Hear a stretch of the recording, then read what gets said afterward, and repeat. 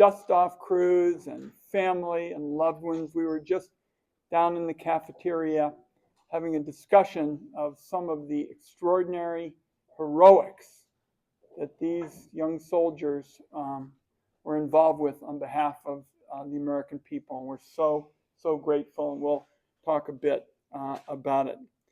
And on Memorial Day, it's always important to remember that those who made the ultimate sacrifice deserve to be recognized by our country every single day. And I'm going to start with some recent news about doing that, and that involves the bipartisan effort that I and other senators were involved with this month to pass the Dustoff Crews of the Vietnam War Congressional Gold Medal Act. And I can tell you, listening to these stories that we were talking about, upstairs, this is a very significant recognition. But it is hard after you listen to the stories to recognize how important it is that we also let the Dustoff crews talk about that. For those that don't know, they performed aeromedical evacuations for the US, Vietnamese, and Allied forces between 1962 and 1973. We had many Oregonians involved in these traditions. And in a moment, I'm going to bring up Gary Hagan, a Dustoff veteran who now lives in Oregon City, who previously earned the Silver Star for his gallantry in action while risking his life to evacuate 21 patients who were under fire. And you will hear today that's what their life was like. They would be in those helicopters, they would be in that set of aircraft, and they'd have somebody who'd be hurt on the ground, and then they were fired upon when they were in the sky. So this was very, very difficult work. And I'm so humbled to be able to have been able to sit with Gary and these wonderful veterans. They're going to talk also about their loved ones, John Murphy and Joe Brown, who unfortunately didn't make it back home to Oregon from Vietnam. Once the bill gets passed into law, this will be full recognition. And legislation like the Dustoff Crews of the Vietnam War Congressional Gold Medal Act ensures that the sacrifices you're going to hear about are never going to be forgotten in our state and in our country. Starting Tuesday, I'm going to have 4 town hall meetings in Southern Oregon and the South Coast. And I want to close by telling you that one of the reasons it's so important to recognize our soldiers and the families and the Dustoff crews is they make it possible for us to have the freedoms to worship and to live the lives we want in America. It doesn't just happen by osmosis, folks. People have died for it. They've died for the freedom that we have, the freedom of travel, the freedom to speak, the freedom to worship. And I'll close with this. So back in Washington, D.C., I flew out on Thursday, long night, pretty much sleepless. There's a lot of talk about these so-called political experts who say that America is hopelessly divided. We don't come together. Well, I was with the Scouts last night at the Willamette Cemetery. We were planting flags. I'm with the Dustoff crews. My mom and dad served in the Army. My dad was one of the Ritchie boys. I don't see any hopeless division. I see, in looking out right now, tremendous unity for support of our great country and our soldiers and our families who made the ultimate sacrifice. And now what we're going to keep doing is we're going to hear from our veterans. We're going to keep pressing the case. And I hope that I can have everybody back. All you Dustoff crews will grab the pastries from Helen Bernhard. My talking was not that important when Helen Bernhard pastries came out. But we'll get back together again. We've got this bill signed. We have this Medal of Honor, and we're going to press the House to pass the legislation, keep these wonderful heroes in our heart. And Gary, why don't you start it off, because I think you and you might just want to introduce after that, and I'll just be ready for questions later. But I think why don't you start us off and introduce your friends? Thank you so much. Thank you. I'd like to thank Senator Wyden and his staff for inviting us here today, and also to thank both Senators Ron Wyden and Jeff Merkley for co-sponsoring the Congressional Gold Medal Act for the U.S. Army Vietnam Dustoff crew members, and for sharing the news that it passed on May 9th unanimously. I also want to thank all of you for coming today and joining me in remembering and honoring our fellow veterans, Oregon Dustoff and Medevac crew members, and our fallen heroes. The following 4 heroes sacrificed their lives while performing their Dustoff duties in Vietnam. Warrant Officer Rodney Keith Arnold, Keith, as he went by, was a helicopter pilot in Vietnam. Chief Warrant Officer Joseph Gordon Brown. Joe was an aircraft commander. He was a pilot. Chief Warrant Officer Terrence Arnold Handley. He was an aircraft commander and a pilot. And Specialist John William Murphy. He was a helicopter crew chief, mechanic. And it's such an honor to be here today and to have family members of these 4 great men and 4 heroes to be with us. Because of Senator Wyden and people like him, I want you to know that the sacrifice of these 4 men and the sacrifice that their families have endured will never be forgotten. And today with us are some other heroes of mine, fellow Dustoff crew members. Today, Tom Day is with us. He was a Dustoff crew chief. Tom spent almost 2 tours in Vietnam, and he's the recipient of a Purple Heart. We have Art Whitten sitting over here. Art was a Dustoff pilot and aircraft commander. Art spent two tours in Vietnam. He was shot down once, he crashed once, and he's a recipient of the Distinguished Flying Cross. And Dennis Cater, a Dustoff crew chief, is with us. Dennis served after Vietnam. He was deployed 4 times overseas, once to Bulgaria and 3 times to Afghanistan. As for me, I was a Dustoff crew chief in Vietnam, and I served 2 years there, 2 full tours. And before I was 19, I was shot down once, and several months later I was involved in a helicopter crash while hoisting a patient out of the dense jungle. Having been rescued twice by Dustoff myself, I too am aware of the immense gratitude of having these crews perform their mission in picking us up in the middle of a battle. I'm currently a member of the Vietnam Dustoff Association, and I'm the president of the 236 Medical Detachment, a Da Nang Dustoff group. Many people have asked me what the term Dustoff means. Well, Dustoff was a radio call sign for medevac, or helicopter ambulance, as most of us know it today. And a crew on these helicopters consisted of 4 people. There was an aircraft commander, his co-pilot, a medic, and a crew chief. And because of the inherent dangers of the Dustoff crew members were required to volunteer to fly. And Dustoff crews had a 1 in 3 chance of being injured, wounded, or killed. So for those of you that aren't aware, Dustoff flew unarmed. We didn't have machine guns on our helicopters, just big red crosses. We flew day and night in good weather and bad to pick up wounded soldiers, even if they were engaged in a heavy battle. And while most ground soldiers were involved in one battle, we went to all the battles. During the Vietnam War between 1962 and 1973, there were approximately 3,400 Dustoff crew members. They supported over 2.5 million Vietnam soldiers. Dustoff picked up approximately 900,000 patients during that time, and they saved countless lives.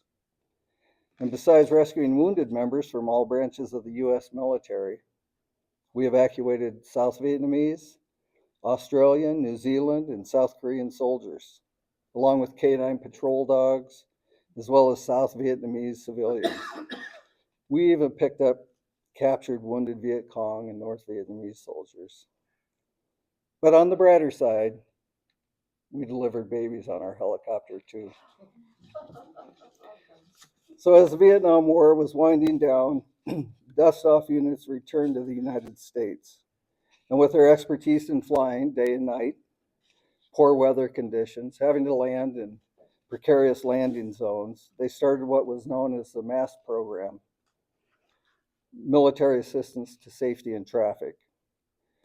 Well, the Dustoff units would pick up casualties of major traffic accidents. They'd get them to the hospital much quicker than an ambulance could. So as a result of these programs, Lifelight was established. And it's thriving today, saving the lives of others. Vietnam Dustoff Congressional Gold Medal Act was originally initiated by General Patrick Brady. He's a Medal of Honor recipient, along with Senator John Cornyn of Texas.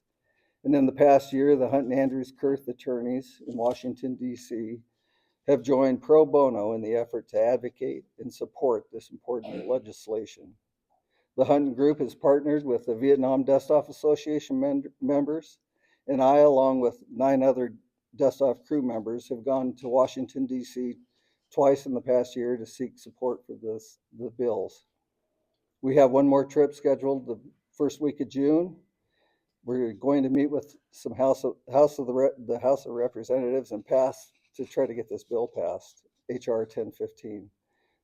So with the support from Senator Wyden and the continued effort of everyone involved in bringing the awareness and recognition that the value Dustoff has brought to our society, I'm optimistic and I'm looking forward to the passage of the final legislation that will honor these U.S. Army Vietnam Dustoff crew members. Through their life-saving efforts, while risking their own, it's a legacy of Dustoff that has preserved so many future generations of Americans by giving so many people the gift of life. Thank you. Well said, Jerry. Thank you. Let's, my sense is listening to Gary, we should almost put him in charge of the whole federal government. So, Gary, do you want to introduce your Sure. colleagues? And this is Allie. Allie is, she's the niece. Sorry, I apologize. This is a niece of Joe Brown. Joe was killed in Vietnam during Lom Som 719 in February of 1971. Allie, would you like to say something? Okay.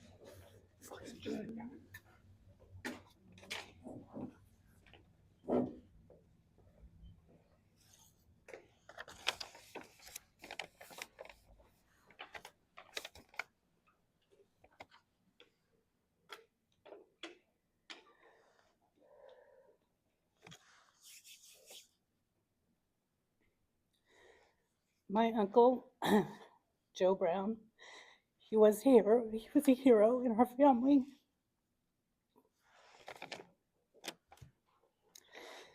Joe was a member of the Dustoff crews who risked everything to save their fellow servicemen in the midst of danger. He was a courageous soul who made the ultimate sacrifice while serving as a pilot on a Dustoff helicopter. The Vietnam War was a challenging time in our country's past, and many who served were not properly recognized for their courage and sacrifice. The Dustoff crews were among those unsung heroes, flying into dangerous situations to evacuate wounded soldiers. In 2015, my dad, Larry Brown, who is Joe's older brother, wrote on the virtual wall honoring veterans. Our brother Joe was an uncomplicated man who loved to fly helicopters.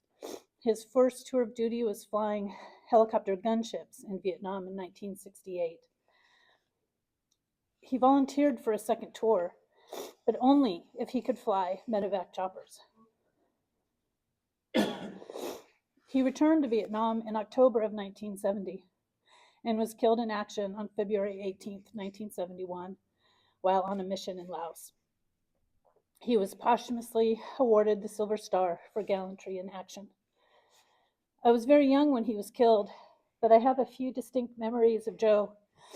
I have a memory of him on leave during the summer, and despite the time of year we celebrated Christmas with him. I remember the Christmas tree in the living room at my grandparents' house. I remember Joe flipping me up onto his shoulders in my grandparents' living room and bouncing me up and down. I also remember the day of his funeral. Myself and my cousins stayed at my grandparents' house while everybody attended services. I remember the heaviness of that day. Joe has never been far from any of our thoughts. My dad, the oldest of the siblings, has made sure that we always remember and has spoken of him often, sharing numerous stories of their childhood together and some of the outrageously funny and sometimes dumb things he and his brothers did as boys. Joe left behind a wife, parents, 5 siblings, nieces and nephews, cousins, aunts and uncles. I hope the legacy of my uncle and these other brave men who flew with the Dustoff crews are awarded the Congressional Gold Medal. These men risked everything to save lives, and it is time we recognize their valor. We not only pay tribute to their individual acts of bravery, but also acknowledge the sacrifices of all those who served during the Vietnam War. Let us ensure that their courage and bravery are never forgotten.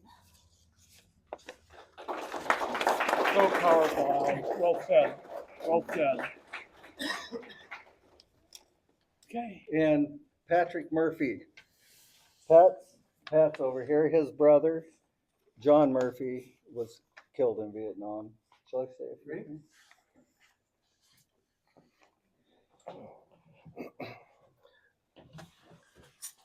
I brought a little show and tell today.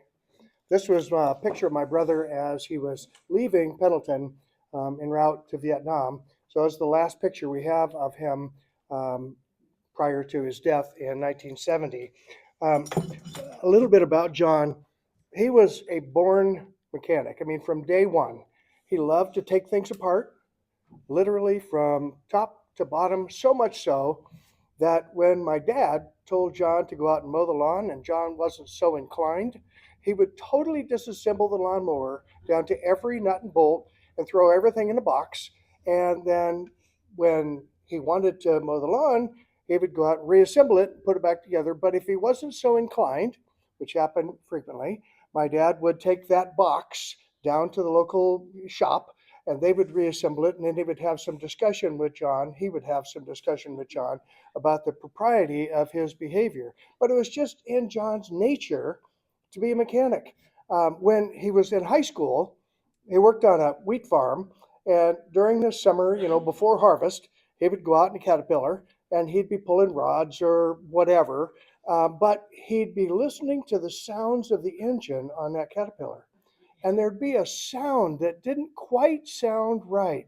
So instead of continuing farming, which is what he was paid to do, he'd stop, get his tools out, turn the Caterpillar off, and tinker for what could be hours. And then the foreman would come out and they'd have a discussion about the propriety of his use of time, and he'd go back to farming. But it was just something John couldn't help himself. When something was broken or he thought it could be fixed, he would do it.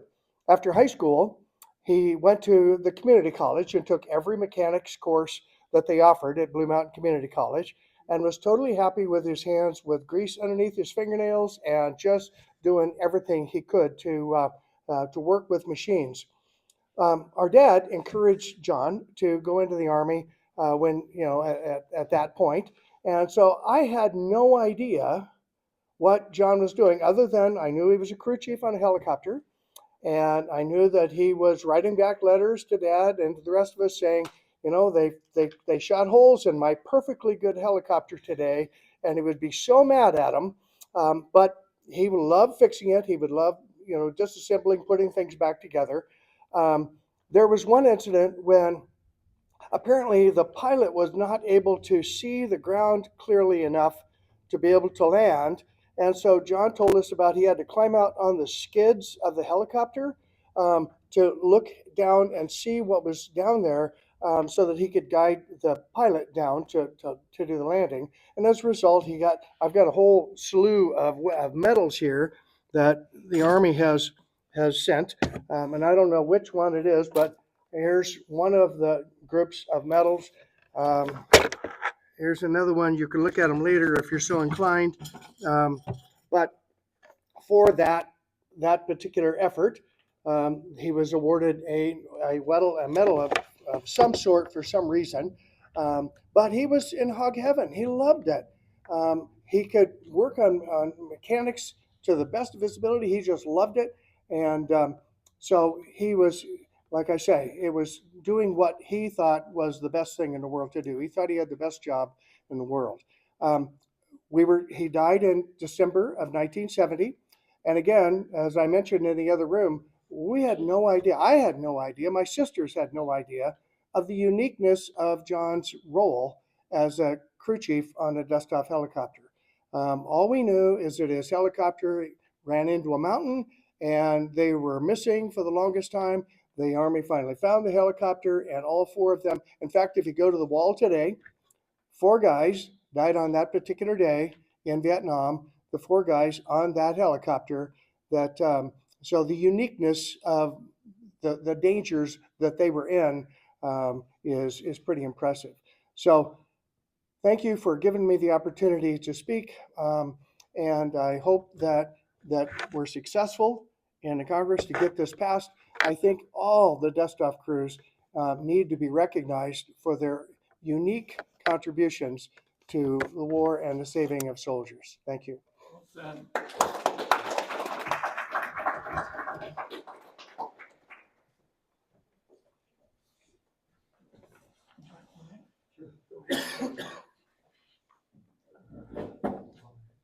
And this is Art Wyden. Art was a helicopter pilot in Vietnam. He flew Dustoff more in the south of Vietnam. He was an aircraft commander, and he did 2 tours over there. Thank you, Gary.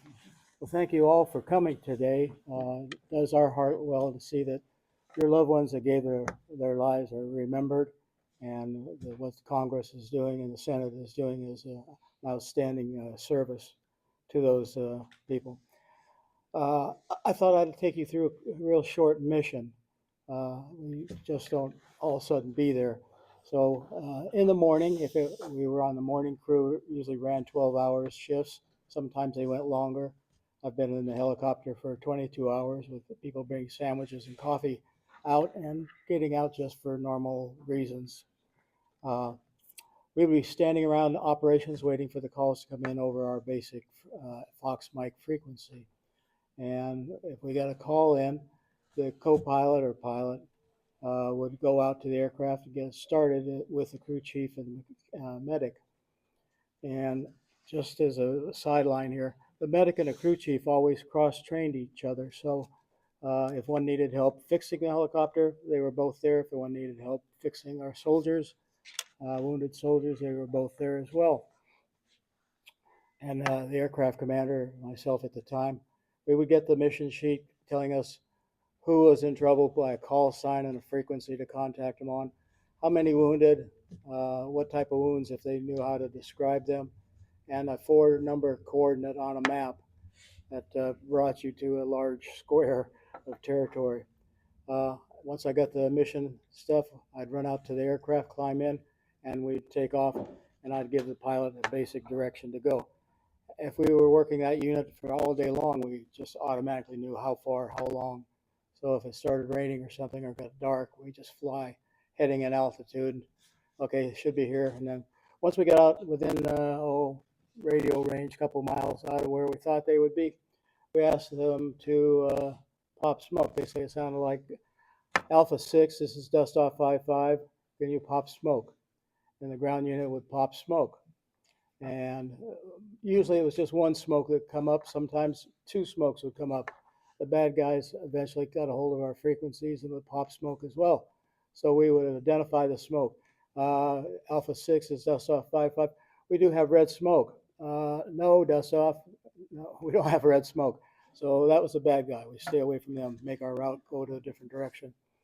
Anyway, we finally identified the spot that we wanted to land. We'd evaluate the terrain, whether there were little tree areas or just all rice paddies. In our area, we didn't have too many mountains to deal with.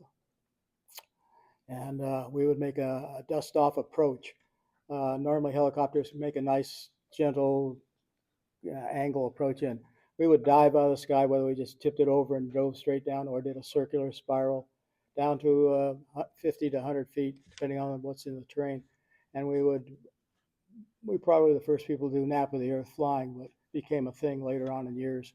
Up over the trees, down again into the rice paddy area.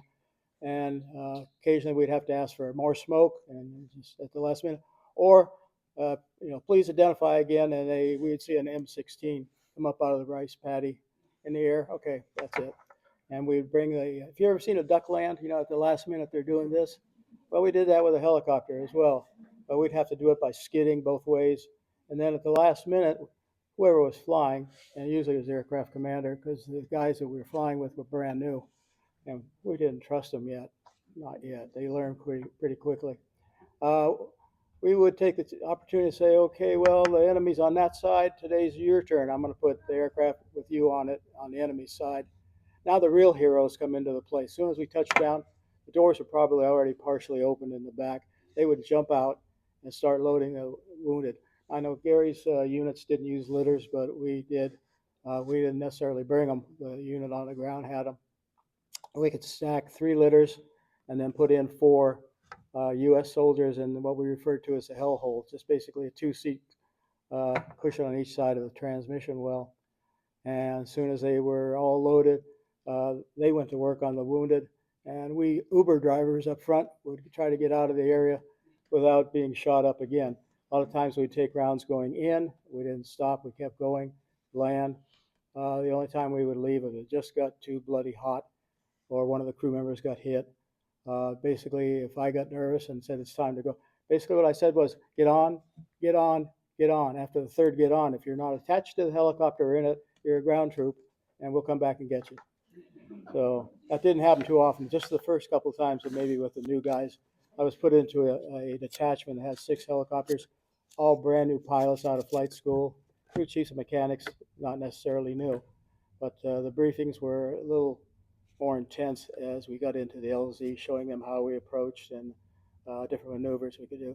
I will admit that after I went to Vietnam with 212 hours under my belt, and by the time I left, I had over 1,300 hours, 1,000 hours of that was combat time.